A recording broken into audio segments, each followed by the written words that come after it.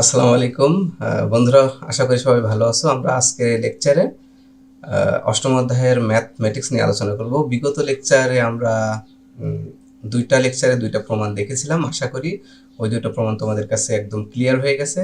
যদি এখনো পর্যন্ত কেউ প্রিভিয়াস লেকচার দেখে না থাকো, দ্রুত দেখে আসো, কারণ ওই লেকচার ছাড়া কিন্তু ম্যাথমেটিক্স করা তোমাদের জন্য ইট উইল বি সামথিং ডিফিকাল্ট। তো চলো আমরা প্রথমে এই ম্যাথমেটিক্সগুলো সমাধান করার জন্য সূত্রগুলো দেখে নিই, দেন আমরা অঙ্ক শুরু করি। Let's get started. বিগত লেকচারে আমরা 8 অধ্যায় থেকে দুইটা প্রমাণ করেছিলাম। একটা প্রমাণে আমাদের বের করতে হয়েছিল ইনসুলেশন রেজিস্ট্যান্স একটি সিঙ্গেল কোর কেবলের, আর একটা প্রমাণে আমরা বের করেছিলাম সিঙ্গেল কোর কেবলের ডাইইলেকট্রিক স্ট্রেস, তাই না? তো আশা করি তোমরা ওই দুইটা করে নিয়েছো। না হলে যারা এখনো করোনি তারা আই বাটন থেকে ওইটাকে দেখে আসো, তাহলে খুবই সহজ হবে তোমাদের জন্য। ওকে, তাহলে আমরা এই অঙ্ক শুরু করার আগে আমরা তোমাদেরকে হোমওয়ার্ক দিয়েছিলাম কিছু সূত্র মুখস্থ করার জন্য।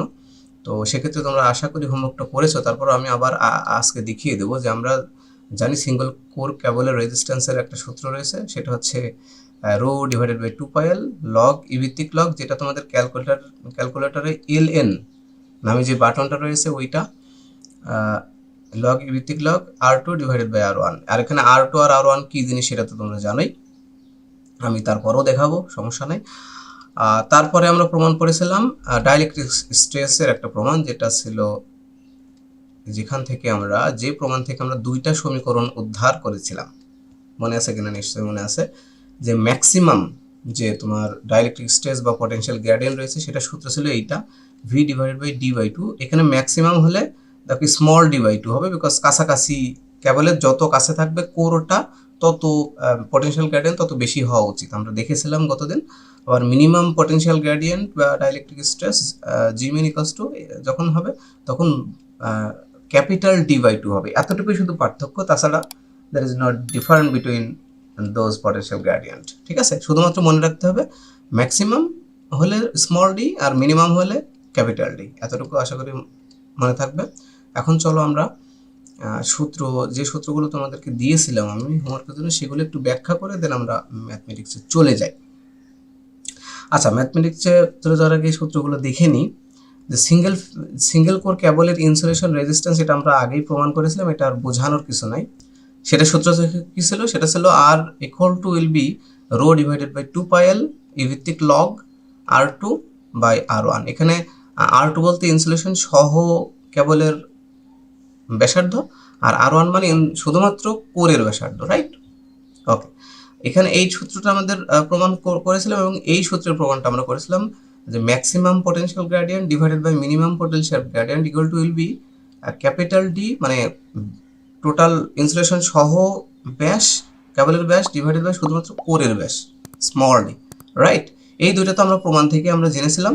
এখন যেটা আমাদের দেখতে হবে কেবলের পুরুত্ব। তো পুরুত্বটা দেখার আগে আমরা একটু দেখে আসি যে আসলে পুরুত্বটা দ্বারা কি বোঝাচ্ছে। পুরুত্ব খুবই সহজ একটা বিষয়, সেটা হচ্ছে এই দেখেন একটা ইনসুলেশন সহ তোমরা সিঙ্গেল কোর কেবল দেখতে পাচ্ছ, যার খেয়ে আছে অনেকগুলো, তোমরা দেখতেই পাচ্ছ। এটা যদি একটা ইনসুলেশনের ভিতরে আবদ্ধ আছে, এই জন্য এটা হচ্ছে সিঙ্গেল কোর কেবল। এর ভিতরে এই যে ছোট ছোট যেগুলো দেখতে পাচ্ছ তোমরা, এগুলোকে বলে খেই বা conductor, whatever it is. Okay, এখন এখান থেকে ভালো করে খেয়াল করলে বুঝতে পারবা যে আসলে আমরা কি বোঝাচ্ছি। এখানে দুইটা টার্ম ছিল, একটা ছিল R1 আর একটা ছিল R2। বলো তো কোনটা R1? এই যে এখান থেকে শুধুমাত্র কোরের যে ব্যাসার্ধ সেটা হচ্ছে আমাদের ছিল R1, ভালো করে বুঝতে হবে। এবং টোটাল ইনসুলেশন সহ যে ব্যাসার্ধটা ছিল সেটা ছিল কি R2। এখন তোমরা বলো যে আসলে আমাদের পুরুত্ব কতটুকু? নিশ্চয়ই এতটুকু। নিশ্চয়ই তোমরা বুঝতে পারছো আসলে পুরুত্বটা কতটুকু, এই যে এখান থেকে এই পর্যন্ত, তাই না? খুবই সিম্পল একটা বিষয়। তাহলে পুরুত্ব যদি এখানে ওইটা হয়, এখান থেকে এই পর্যন্ত পুরুত্ব তোমরা দেখতেই পাচ্ছ। তাহলে আমরা দেখো এই পুরুত্বটা তো টি ধরে নিলাম, পুরুত্বটা হচ্ছে টি।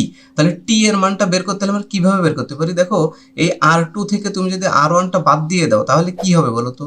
R2 থেকে R1টা তুমি যদি বাদ দাও তাহলে এখানে কিন্তু অবশ্যই একটা টি পাওয়া যাবে। মানে হচ্ছে, তার মানে দেখা যাচ্ছে তুমি যদি ব্যাসার্ধ দ্বারা বের করতে চাও, ঠিক আছে, ব্যাসার্ধ দ্বারা বের করতে চাও তাহলে R2 মাইনাস R1 মানে টি হবে। আরেকটা সূত্র আছে, তুমি যদি ব্যাস দ্বারা বের করতে চাও দেন তুমি কি করবা, যখন তুমি ব্যাস দ্বারা বের করবা, দেখো এখানে ব্যাস বলতে কি বোঝাচ্ছে, এইটা হচ্ছে টোটালটা, এই যে কোরের ব্যাস কিন্তু স্মল ডি, ভালো করে বুঝো, এইটাই আমাদের সূত্রে বেশি লাগবে। এটা হচ্ছে স্মল ডি, আর টোটালটা যদি আমরা বের করি, এই ইনসুলেশন সহ যেটা, সেটা হচ্ছে ক্যাপিটাল ডি, তাই না? তাহলে আমরা দেখতে পাচ্ছি যে এই যে এখানে তাহলে পুরুত্ব আসলে কতটুকু, দেখো এখানে এই যে এইটুকু কিন্তু টোটালি আমাদের কি বের হচ্ছে, এই মানে কোরের যে ব্যাসটা এটা কিন্তু ডি, তার মানে আমরা যদি ব্যাস দিয়ে বের করতে চাই তাহলে কি হবে জানো, এখানে হচ্ছে টোটাল ডি, ডি থেকে আমরা যদি শুধুমাত্র ডিটা বাদ দিই তাহলে কি পাবো জানো, এই যে টোটাল ডি থেকে আমরা যদি ভিতরে ডিটা বাদ দিই তাহলে কিন্তু এই পাশে একটা পাবো পুরুত্ব, আবার এই পাশে আরেকটু পাবো পুরুত্ব, বাট দ্যাটস মিন, মানে বুঝতে পারছো নিশ্চয়, তুমি যদি এই টোটালটা থেকে, এই যে টোটাল যেটা দেখা যাচ্ছে, টোটালটা থেকে যদি ভিতরেরটা বাদ দাও, তুমি এই যে ভিতরেরটা বাদ দিলে এইটুকু যদি তুমি বাদ দিয়ে দাও তাহলে কি পাবা কোনটুকু, এই অংশটুকু, এই অংশটুকুর নাম কি টি, আবার এই পাশেও তো আরেকটা অংশটুকু পাবা, এইটুকুর নাম কি টি, দ্যাটস মিন তুমি দুইটা টি পাচ্ছ না, টু টি পাচ্ছ, তাহলে আমি এদেরকে এখান থেকে টি এর মানটা কিভাবে বের করতে পারি, অবশ্যই পারবো এইভাবে, যে ক্যাপিটাল ডি থেকে স্মল ডি বাদ দিয়ে তাকে যদি দুই দিয়ে ভাগ করি আমরা, তাহলে আমরা টি এর মান পাবো। দ্যাটস মিন তোমাদেরকে মনে রাখতে হবে যে যদি আমরা ব্যাসার্ধ দ্বারা টি এর মানটা বের করি, খুবই সিম্পল, R2 মাইনাস R1, আর যদি ব্যাস দ্বারা বের করি তাহলে এই সূত্রটা আমাদেরকে বসালেই চলবে। আচ্ছা, এখন দেখো সিঙ্গেল কোর কেবলের ইনসুলেশনের পুরুত্ব যদি আমরা ব্যাসার্ধটাকে ইউজ করি তাহলে আমরা লিখবো T equal to T2 R2 minus R1, আর যদি আমরা ব্যাসকে কাজে লাগাই তাহলে আমরা লিখবো T equal to D minus D divided by 2, কিছুক্ষণ আগে যেটা দেখালাম এটা তো আগেই দেখিয়েছি। আর এখান থেকে দেখো যে এই দুইটা সূত্র আমাদের এই দুইটা সমীকরণ বের করেছিলাম, এই সূত্রটা প্রমাণ করার জন্য আমি একটু দেখালে তোমরা বুঝতে পারবা।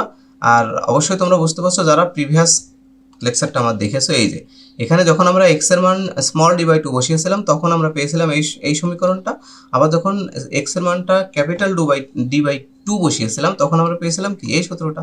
তাহলে এখান থেকে এই দুটো সূত্র যে কোনো একটা আসতে পারে, যদি ম্যাক্সিমাম থাকে এই সূত্র, মিনিমাম বের করতে বললে এই সূত্র, ঠিক আছে? এখন এইটা হচ্ছে মূল বিষয়, আশা করি তোমরা বুঝতে পেরেছো। আর এখান থেকে একটা বিষয় থাকতে পারে যে এই ম্যাক্সিমাম মিনিমাম তুমি যেখান থেকে হোক ভি এর মানটা যদি বের করতে পারি তখন আমরা এই সূত্রটা বসাবো। দ্যাটস মিন এখানে ক্রস গুণন করলে এইটা হয়, ম্যাক্সিমাম যদি আমরা ব্যবহার করি ভি ব্যবহার করার ক্ষেত্রে, বের করার ক্ষেত্রে, তখন আমাদের স্মল ডি ব্যবহার করতে হবে, আর যদি আমরা মিনিমাম ব্যবহার করি ভি বের করার ক্ষেত্রে তখন অবশ্যই আমাদেরকে ক্যাপিটাল ডি ব্যবহার করতে হবে। আশা করি তোমরা বুঝতে পেরেছো। এখন চলো আমরা অঙ্কে চলে যাই। এই অধ্যায়ের অঙ্কগুলো খুবই সিম্পল, শুধুমাত্র সূত্রগুলো মুখস্থ করবো, আশা করি it will be solve very easily for you. Okay, তাহলে দেখতে পাচ্ছি আমরা একটি অঙ্ক দেখা যাচ্ছে, একটি এক কোর কেবলের ব্যাসার্ধ 1 সেন্টিমিটার, মাইন্ড ইট, ইনসুলেশনের পুরুত্ব 1.5 সেন্টিমিটার, ইনসুলেশনের আপেক্ষিক রোধ 5 × 10⁻12 ওহম মিটার হলে 10 কিলোমিটার কেবলের ইনসুলেশন রেজিস্ট্যান্স কত? এখন এখানে একটা প্রশ্ন আছে, এখানে মিটার এখানে সেন্টিমিটার, আমরা কি সেন্টিমিটার কি মিটারে করব? তোমার R2 বাই R1 এই সূত্রটা ব্যবহার হয়েছে, তাই না? তাহলে সেক্ষেত্রে এইটা যদি সেন্টিমিটারে থাকে, নিচেরটাও যদি সেন্টিমিটারে থাকে, there is no problem here. Okay, এই জন্য আমাদের এটা আর কনভার্ট করার কোনো দরকার নাই, বাট আমরা এইটা কনভার্ট করবো, এটা কিলোমিটার আছে মিটারে করবো, আর এইটা হচ্ছে মিটারে দেওয়া থাকবে, আলটিমেটলি আমরা মিটারেই কাজ করবো। বাট এখানে দুইটা যদি একই তোমার একক দেওয়া থাকে তাহলে চেঞ্জ করার দরকার নেই। তাহলে দেওয়া আছে একটি এক কোর কেবলের ব্যাসার্ধ, সেটা হচ্ছে R1 = 1 সেন্টিমিটার এবং ইনসুলেশনের পুরুত্ব 1.5 সেন্টিমিটার। আশা করি তোমরা বুঝতে পারছো, শুধুমাত্র ইনসুলেশনের পুরুত্ব দেওয়া আছে বন্ধুরা, এটা কিন্তু বুঝতে হবে। দেখো এই যে ভিতরে R1 দেওয়া আছে, মানে এটা আসলে এক কোর কেবলের ব্যাসার্ধ, মানে একটা কোরের ব্যাসার্ধ দেওয়া আছে, এইটুকু দেওয়া আছে, ঠিক আছে? আশা করি বুঝতে পারছো।